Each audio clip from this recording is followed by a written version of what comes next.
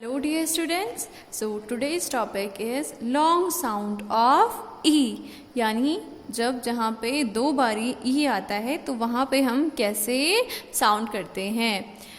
FEET feet, TREE tree, BEE bee, JEEP jeep, SHEEP sheep, SLEEP sleep, SEEC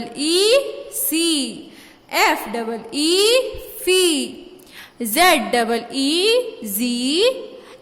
LEE lee, FEEL feel, PEEL peel, WEED weed, SEED seed, STEEP steep, DEEP deep, WEEP weep, KEEP keep, FEET feet, MEET meet, SWEET sweet, FLEET fleet, FREE free, NEED need, WEEN ween, SEEN seen।